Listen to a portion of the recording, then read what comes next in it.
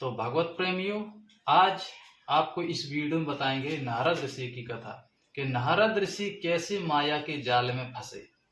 बहुत विचित्र कथा है और मैं आपको बताना चाहूंगा कि आपको विश्वास नहीं होगा जो मैं आगे बताना जा रहा हूं, लेकिन ये सत्य है, प्रमाण है, इसलिए मैं आपको बता रहा हूं। क्योंकि मैंने कह रखा है, आपसे बताया मैंने कई वीडियो में कि मैं जो वीडियो बनाता हूँ प्रमाण के साथ बनाता हूँ। मैं कहीं धोखाधड़ी वाली वीडियो नहीं बनाता हूँ जिससे आपको अविश्वास हो, आपको झूठ लगे। तो चलिए मैं आपको आगे नारद ऋषि के बारे में बताता हूँ और आपसे मेरा निवेदन है कि वीडियो को लाइक कर दें, शेयर कर दें और हमारे यूट्यूब चैनल को सब्सक्राइब जरूर कर लें और घंटी वाले बटन को ऑल कर लें ताकि हम जो भी धार्मिक वीडियो बनाएं आप तक पहुंच जाए। तो चलिए भगवत प्रेमियों, मैं आपको आगे नारद ऋषि के बारे में बताता हूँ। भगवत प्रेमियों, एक समय की बात है कि नारद ऋषि को मन में विचार आया कि क्यों ना हम अपने इंद्रियों पे काबू कर लें तो हम इस माया से परे हो जाएंगे। त्रिगुणमयी माया हम पे असर नहीं डाल पाएगी और मैं कभी माया के बंधन में नहीं बंधूंगा। तो ऐसा विचार करते हुए अपने पृथ्वी लोक पर आए और नारद जी ने 12 वर्ष तक कठोर तपस्या की। जब 12 वर्ष तक तपस्या की तो करने के बाद उन्हें आभास हुआ कि हमने अपनी इंद्रियों पे काबू पा लिया। तो बड़े खुश थे, मग्न थे कि अब पे माया का जाल नहीं पड़ेगा। तो क्या हुआ कि जब वो गए विष्णु लोक में, वो तो आपको पता है वो भ्रमण करते रहते हैं, नारायण नारायण भ्रमण करते रहते हैं। तो भ्रमण करते करते वो नारद जी विष्णु भगवान के लोक में पहुंचे और वहां प्रणाम किया। तो विष्णु भगवान बोले, करे देवर्षि नारद, बहुत दिनों बाद दर्शन दिए, कहाँ गए थे इतने वर्षों तक?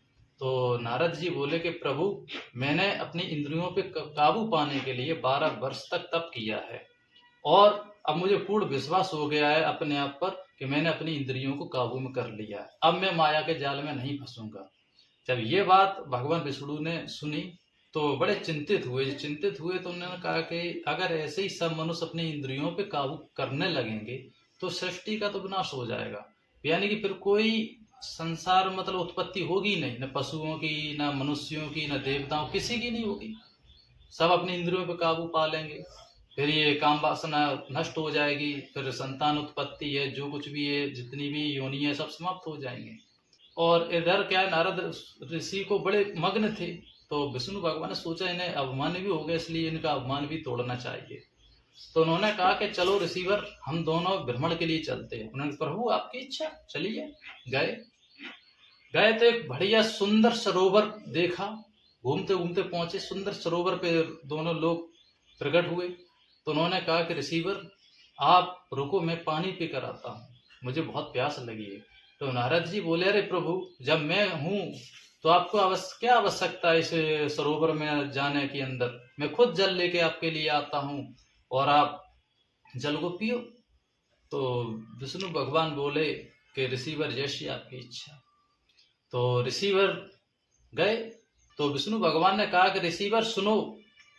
तो ऋषिवर बोले, हाँ प्रभु, कि आप जल बाद में लाना, पहले आप स्नान कर लो, स्नान करने के बाद फिर आप जल लेके आना, तभी मैं पीऊंगा। तो उन्होंने कहा ठीक है, जैसे आपकी आज्ञा। जैसे ही नारद जी ने डुबकी लगाई और जैसे ही वो सरोवर से बाहर निकले तो एक सुंदर स्त्री का रूप पाया। सुंदर स्त्री का रूप पाया यानी कि माया में फंस गए। तो इधर क्या हुआ कि भगवान विष्णु कुछ समय के लिए अपनी माया से परे हो गए, यानी कि इतनी माया में वो कर दिया उनको कि वो समझ नहीं रहते यहाँ विष्णु भगवान हैं, याद भूल गए, सब कुछ भूल गए। इतनी मतलब विचित्र माया है प्रभु की। अब क्या हुआ कि इधर एक राजा था, तो ये वहां से सरोवर से निकलते निकलते जा रहे थे किनारे किनारे। बोले, मैं यहाँ आ गई हूँ और अब कहाँ जाऊंगी, कौन हमें सहारा देगा, ऐसा विचार करते करते हुए घूम रहे थे। जब घूम रहे थे तो एक राजा था उस नगरी का, तो वो अपना घोड़ा सहित आया। उसको बहुत प्यास लगती, क्योंकि शिकार खेलने गए थे राजा। शिकार खेलते खेलते उनको बहुत प्यास लगी। जब आए देखा एक सुंदर स्त्री, क्योंकि राजाओं को अंदर काम वासना अधिक होती है। भले भी उनकी 4 रानियां घर पे हो, फिर भी वो सोचते हैं कि सुंदर अगर कोई स्त्री मिल जाती है तो उसको भी अपने घर लाते हैं, शादी कर लेते हैं। तो उन्होंने देखा, अरे ये बहुत सुंदर स्त्री है और हमारे राज्य में है, चलो देखते हैं, ऐसे बात करते हैं। राजा ने पहले जल पिया, जल पीने के बाद उस स्त्री के पास गए, पूछा। तो उन्होंने कहा, नारद जी जो थे स्त्री के रूप में, बोले कि मेरा दुनिया में कोई नहीं है, मैं इधर आया हूँ और मुझे कोई सहारा देने वाला नहीं है, आप कौन हो? तो राजा बोले कि मैं यहाँ का राजा हूँ। तो बोले ठीक है कि आप अपने राज्य में मुझे रख लो तो मेरी सहायता होगी। तो राजा ने कहा ठीक है, आप बहुत सुंदर हो, मैं आपको पटरानी बना लूंगा, आपसे विवाह करना चाहता हूँ। जब ये बात नारद जी ने सुनी तो बड़े प्रसन्न हुए कि अरे एक राजा हमसे विवाह करेगा और हमें पटरानी बनाएगा। तो प्रसन्न हो गए और राजा ने शादी कर ली। तो नारद जी बड़े प्रसन्न थे, इधर की कहानी सब भूल गए। वो वहां रानी बन गए, आराम से राज भोग रहे हैं। उसी राजा से नारद जी ने 72 पुत्रों को जन्म दिया। ये सत्य प्रमाण है, प्रमाण में लिखा है और वही मैं आपको बता रहा हूँ। मैंने हर वीडियो में कहा है कि मैं ऐसा कोई झूठ वीडियो नहीं बनाता हूँ, कोई गलत वीडियो नहीं बनाता हूँ। मैं वो वीडियो बनाता हूँ जिसमें आपको भरोसा हो, मैं प्रमाण के साथ बनाता हूँ। तो मैं आगे आपको बताता हूँ कि नारद जी ने 72 पुत्रों को जन्म दिया। बड़े ठाठ से रह रहे थे, नाती नाता भी हो गए, बच्चों की शादी भी हो गई। एक समय ऐसा हुआ कि राजा के एक युद्ध में मतलब मौत हो गई, राजा मर गया युद्ध में। जब मर गया, लड़के मर गए, राजा भी मर गया। अब क्या हुआ कि बिल्कुल मतलब राजपाट विनाश पे आ गया था। तो जब नारद जो ऋषि थे तो बड़े अंदर से टूटते थे, बोले हमारे बच्चे मर गए, हमारे नाती नाता मर गए, हमारे राजा जो थे वो भी पति मर गए, अब मैं क्या करूंगी जीकर। तो इसलिए वो वहां से आत्महत्या करने के लिए दौड़े। तो वहां से निकलते आए तो जहां वो सरोवर था, जहां पर राजा की मुलाकात हुई थी, जहां भगवान विष्णु नारद जी को लेके आए थे, उसी सरोवर पे आए। उसी सरोवर में कूदना चाहा। जैसे ही सरोवर में कूदना चाहा तो जैसे ही उसमें डुबकी लगाई तो उसी नारद रूप में आ गए। उसी जब रूप में आए तो एकदम घबराए हुए थे, मतलब भयभीत। तो उधर क्या हुआ कि सामने जब देखा, चारों तरफ घूम के देखा तो भगवान विष्णु सामने खड़े हैं। तो उन्होंने कहा अरे नारद जी, देवर्षि, कहाँ चले गए थे तुम? मुझे बहुत प्यास लगी है, मैं कितनी देर से तुम्हारा इंतजार कर रहा हूँ, पानी तो पिलाओ। तो उन्होंने कहा था प्रभु मत पूछो, मैं बहुत बुरा फंस गया। तो इन्होंने क्या बात हुई, मेरे पास तो आओ, बताओ मुझे। तब बताया प्रभु ऐसी ऐसी बात है। जैसे एक इंसान कोई सपना देखता है और कोई भयंकर सपना होता है, जब सपने से जागता है तो एकदम घबरा जाता है, तो ऐसे ही नारद ऐसे घबराए हुए थे। तो उन्होंने कहा था, बताई पूरी बात कि प्रभु ऐसी ऐसी बात है कि जैसे ही मैंने सरोवर में डुबकी लगाई तो मैं एक सुंदर स्त्री बन गई।